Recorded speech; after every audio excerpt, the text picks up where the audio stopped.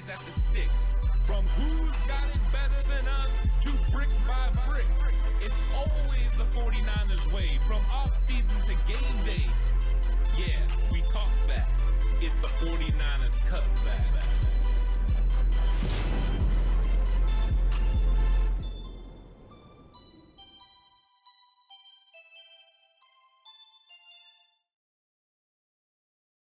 It's 49ers Cutback Podcast time. Welcome to the show. Ready to talk about this 49ers versus Bears game again. Talked about it a little bit in the reaction show. Now it's time for the game recap. Get a little bit more into the numbers, a little bit more in depth. It's less of a reaction and more, understanding what took place in this football game. I'm excited to talk about. I'm also going to give away, some awards. There were some players that still stood out, even though it was a loss for the 49ers. It was still, a time for some players to show up and show out, and some did. Other players struggled, but we'll get into all that. And I think it's a good thing to kind of look through some of the numbers, some of the stats, and get into how some of these players did. And, it was one of those ones where it's not what we were expecting. We weren't expecting the San Francisco 49ers to lose to the Chicago Bears, but it happened. Now you have to respond. You have to figure out what things went wrong, what things went right, build on the good, positive things, try to eliminate the negatives so that way you can go out and beat the next football team you play. And it ends up being a team that you really have to beat in the Seattle Seahawks. Seahawks, a division rival. You want to beat the Seahawks, especially at home. It's a pivotal game. Yeah, I know it's early in the season, but it's pivotal because if you go 1-0 in the division, then you have the opportunity to continue to have a chance to win the West, and that's the easiest route to get to the playoffs, which is the goal. Get to the playoffs and then see what happens when you get there. But 49ers have a ways to go and some things that they need to clean up. We're going to get into all that. But I want to talk about some of the performances that happened in this football game because some of them were very clear and evident. And then I also seen some things that were going around about how players performed. I wanted to get in a little bit to the PFF, just some of their ratings. Now, take some of this with a grain of salt, but you got to look at it a little bit because it does give you an idea of who graded out which way. And of course, Trent Williams leads the 49ers as the highest on offense with a 77.8%. Now, the 49ers had all 5 offensive linemen play all 68 snaps on offense. That's a good sign because as they move forward, they're going to get more chemistry, more camaraderie playing together, and I think that's good. The second on the list is Mike Mcglinchey. So Mike Mcglinchey gives up the sack early on in the game to Dominique Robinson on an inside move. Other than that, he played pretty well. 77.2 doesn't grade very low compared to Trent Williams. So it's like I thought on film initially, Mcglinchey had a pretty good performance. That's good news for the 49ers because he's coming off that injury. Hopefully he can build on this. But anytime you run the football, it definitely helps Mike Mcglinchey do better. Of course, Juwan Jennings with a 76.8. Of course, he played pretty good. Everyone saw it. He played 41 snaps, but he had some big plays down the field. Maybe he'll get an award from me later on. We'll see, because there was a couple of guys battling on offense for that award. But here's the one I really wanted to get to, and that's Aaron Banks, the left guard, playing next to Trent Williams, graded out with a 76 grade. That's great news. 3 of the top 5 performers on offense come from the offensive line, an offensive line that has been in question the entire offseason. You're going to have so many moving parts. Jake Brendel's taking over for Alex Mack. You've got Aaron Banks stepping in for Pro Bowl player Laken Tomlinson. At right guard, Spencer Burford standing in for Daniel Brunskill. So many questions along the offensive line for 3 of the top 5 offensive performers, according to PFF, to be on the offensive line is good news. One of the things I'm really excited to get into about the film is just to see how they played, play in and play out. And of course, Elijah Mitchell rounded out the top 5 with 71.9, but only 17 snaps because of the injury. Unfortunate that he's going to start the season again with an injury. Now, over on defense, you got Talino Jufango with a 90.8. Jufango played absolutely fantastic in the 58 defensive snaps that he played. I think that was easy to see. The good news, Tayshaun Gibson grades as a second best defender for the 49ers with an 80.3 in 57 snaps. Almost all snaps on defense for Gibson. I think he would have got a higher grade if he'd have made that interception. I think everyone would have liked that. But it's good to see that we got good free safety play with Jimmy Ward out. That's a good sign for the 49ers moving forward, and it probably means they won't sign Jaquiski Tartt. That's what it came down to, right? Tartt was hedging his bets. If it didn't go well at the safety position, they probably would have turned to Tartt.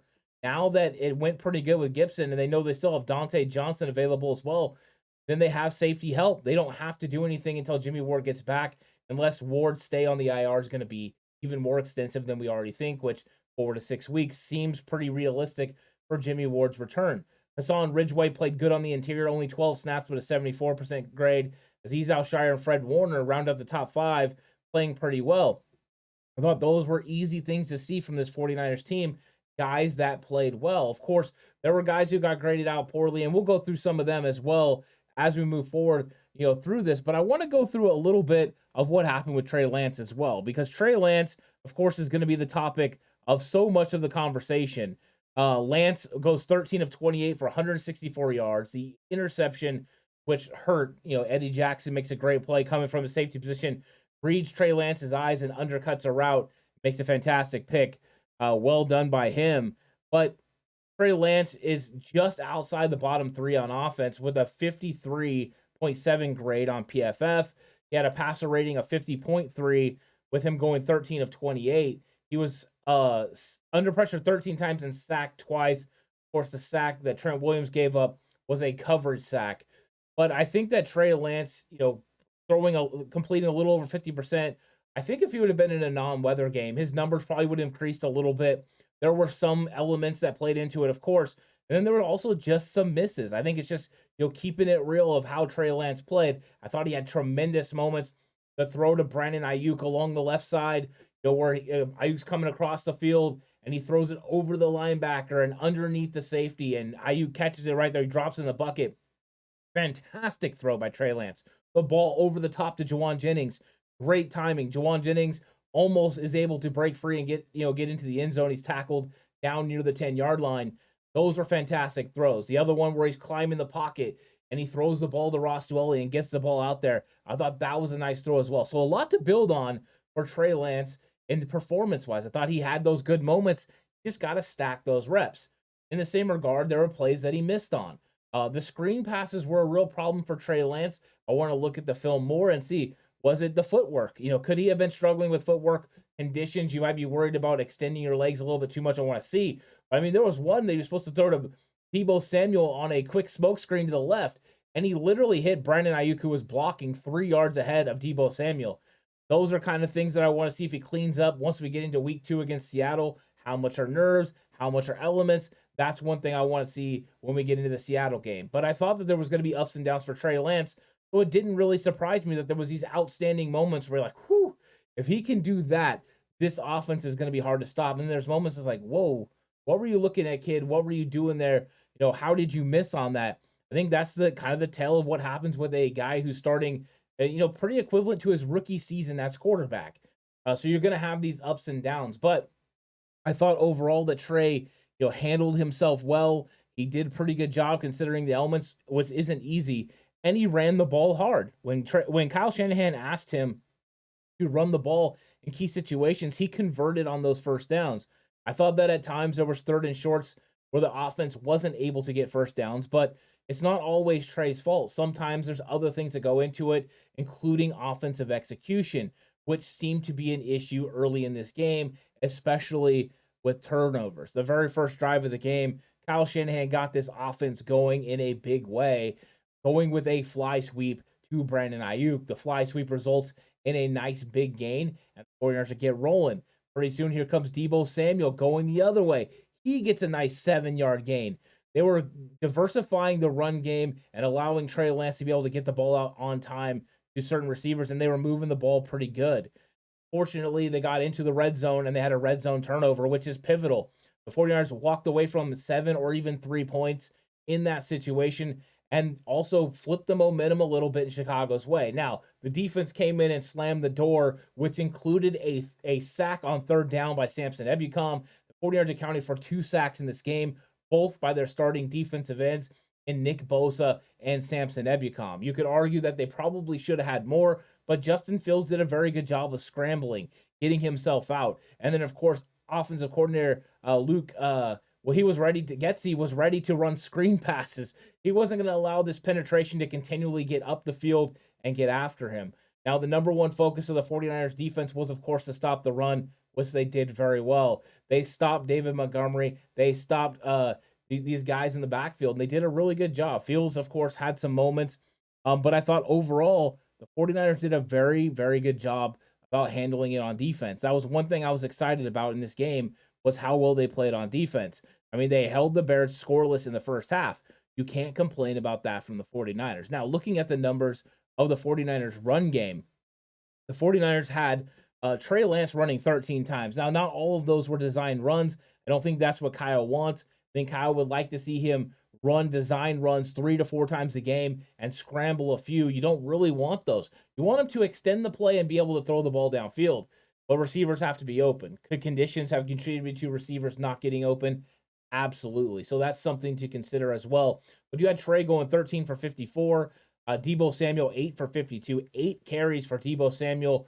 6.5 average. With Elijah Mitchell potentially on the shelf, I think that makes a lot of sense for Deebo Samuel to get more of those explosive carries.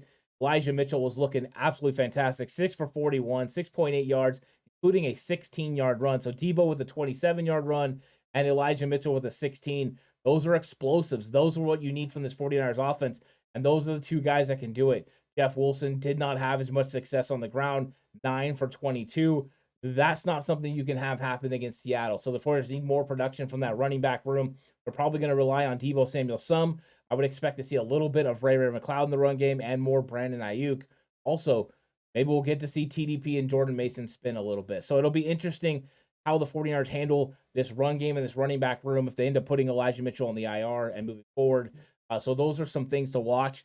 And then on the receiving end, Juwan Jennings, of course, with 4 catches for 62 yards and Ayuk 2 for 40. Those were the standouts. That is really big on the offensive side of the ball. That's what you want. You want this team to be able to produce on offense. And when it came down to it, they just weren't able to finish drives. The first drive ends with a turnover because of Deebo Samuel's fumble. The second drive ends with a quarterback sack that takes the 49ers out of field goal range, and then they have to punt. Those right there were opportunities to get points. You cannot miss out on points. Of course, the 49ers did end up getting points on the Deebo Samuel beast touchdown run where he runs over Eddie Jackson. That was a fantastic drive. Most of that drive led by Elijah Mitchell before the injury, just gashing the Bears up the middle. That was exciting to see. This offensive line was opening holes. Elijah Mitchell was hitting those holes and making plays.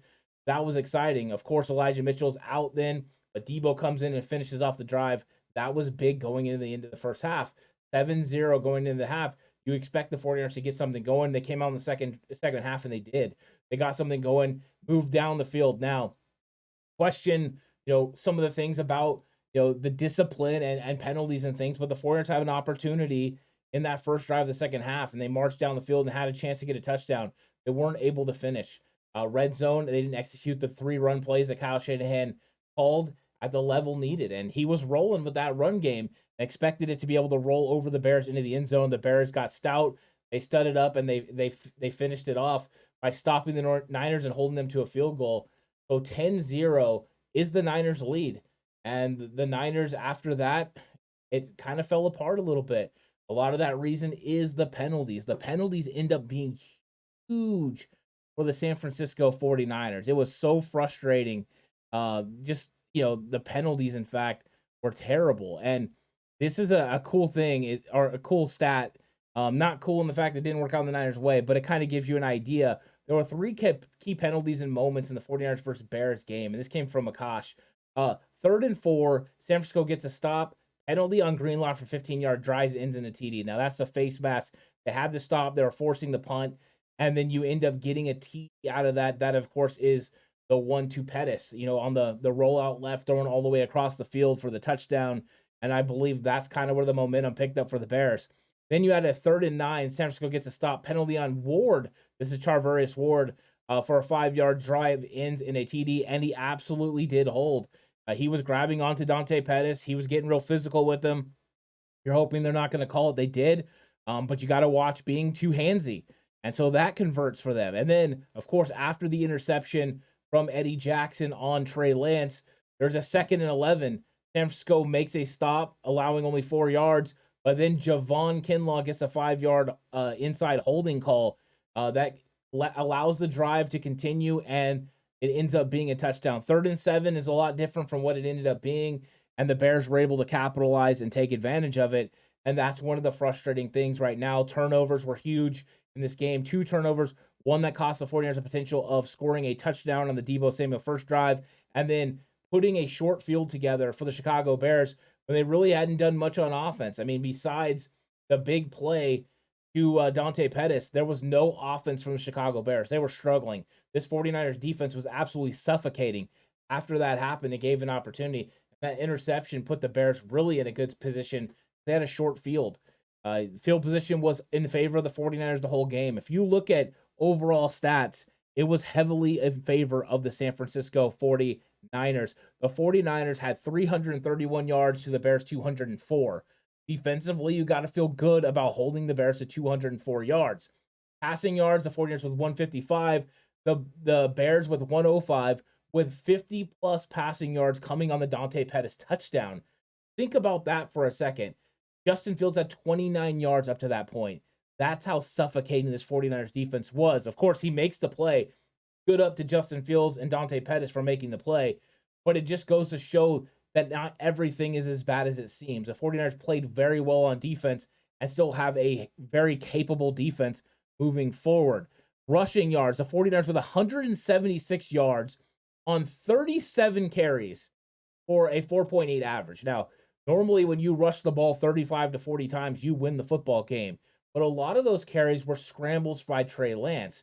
Trey Lance took off running for a handful of carries, some of which worked out, and others he took big shots on. I don't know if that's sustainable football for the 49ers. So I think that they want to get a better average per play. They want to have this run game continue to roll, but now there's question marks because of Elijah Mitchell's injury. Deebo Samuel's obviously going to be thrust into it, and we're probably going to get to see one of these young rookies in Jordan Mason or TDP get more carries than maybe Kyle Shanahan was expecting. When you're looking at first downs, the 49ers had 17 to 15 for the Chicago Bears. Third down efficiency, 49ers at almost 50%, so just under 50%, which isn't bad overall for third down efficiency rate. Then you look at the Bears, and they were 5 of 14. 49ers getting it done there, minus penalties that were converting first downs. The Bears weren't converting first downs if it wasn't for the 49ers penalties. That's something, though, that you can clean up. As a coaching point, if I'm having bad play from my guys just aren't able to match up, I'm concerned. When it's things that I can fix, like penalties, and like maybe not, executing something to the level I'm supposed to, I know I can coach it up and I can fix it, especially discipline things. So I expect the 49ers to fix it. But these numbers go ahead and show you that they do have things they need to fix. 49ers ran more offensive plays than the Bears. They punted less than the Bears, 2 less times. But the key is the penalties. 12 for 99 for the 49ers, where the Bears only 3 for 24. You also throw in the fact the 49ers lost a fumble and an interception, and it sways the pendulum in the Bears' favor, and they go ahead and get it done. I thought that is really, really tough. You held the Bears to 2.7 yards per carry. It's really, really frustrating that the 49ers didn't walk away with the win, and they got to feel like, man, we did everything that we were supposed to do to win, and it just didn't go in our favor. But we defeated ourselves. We made some bad plays, and you got to go ahead and overcome those things.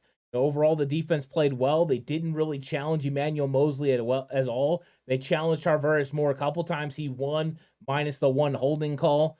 I thought that overall the secondary played really, really well, especially considering how good Tayshaun Gibson played, minus him not coming up with that interception, which wasn't easy. I thought he played really well, and I thought him and Jufango did a good job playing together. The front seven did an excellent job stopping the run. The tackles were well distributed.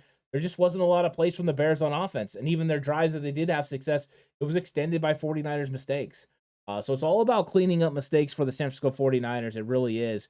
So now I want to go ahead and I want to give away a couple awards from this game of the Chicago Bears versus San Francisco 49ers, because I thought that, both teams played pretty well.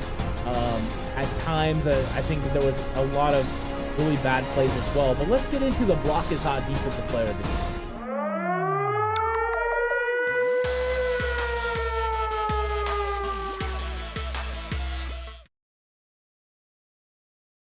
The block is hot defensive player of the game. It wasn't hard to figure out.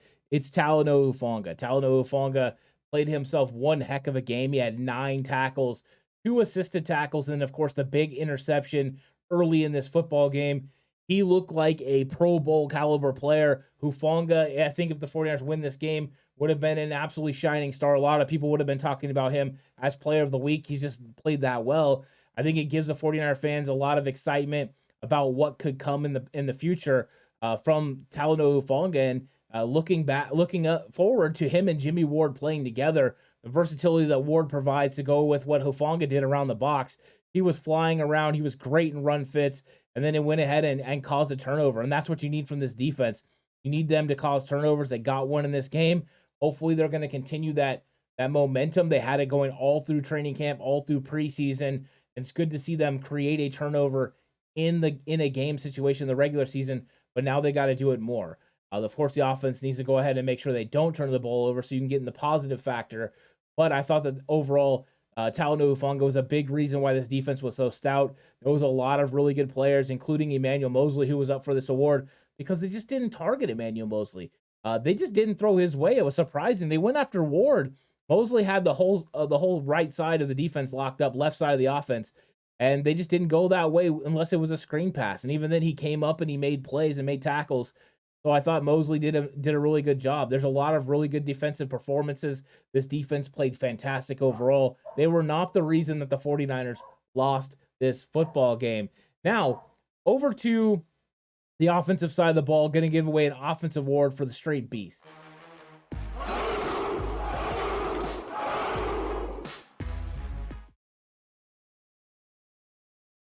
The offensive straight beast for the game is going to be 2 guys. Brandon Ayuk, who I thought played really well early, of course, has the fly sweep, 7 yards on the, that opening carry, but then also makes 2 catches for 40 yards, chunk plays that help out, Trey Lance, and I thought he did a really good job of getting open. Of course, I want to see him do more, but I think a lot of it, the elements that played into it, Trey's going to get more comfortable, but you saw a little bit of the relationship between them. And then the other one that I'm going to talk about is Juwan Jennings. Jennings going off and making some really, really big plays down the field.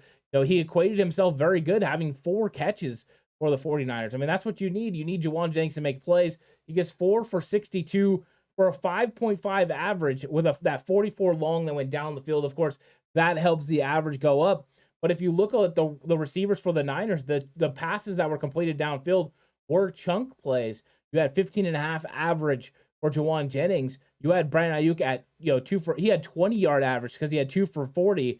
Ray McLeod had 1 down the field to the left where he caught it for 20 yards. That's 1 for 20. And then you had Ross Dwelley catching that one over the middle we talked about earlier where Trey climbed the pocket for 11 yards. I think that's exciting. Deebo Samuel had 2 for 14. Now, some of the reason that Deebo Samuel didn't do as well in PFF grades is because of course, they said he had a couple of drops, and then he also had the fumble. But he was targeted 8 times and only walked away with 2 catches. That's something the 49ers need to definitely make sure it's better. One of them, of course, Roquan Smith jumps up and tips away. I thought that Trey Lance had made another fantastic throw just over that first wave of defenders and into the arms of Deebo Samuel. It wasn't the case, but we got some good performances from these offensive players, and I think we need to highlight those good performances. That's why I wanted to make sure I gave away some awards, to some of these guys, because we had good defensive performances, good offensive performances. It wasn't so much that the big players didn't make plays.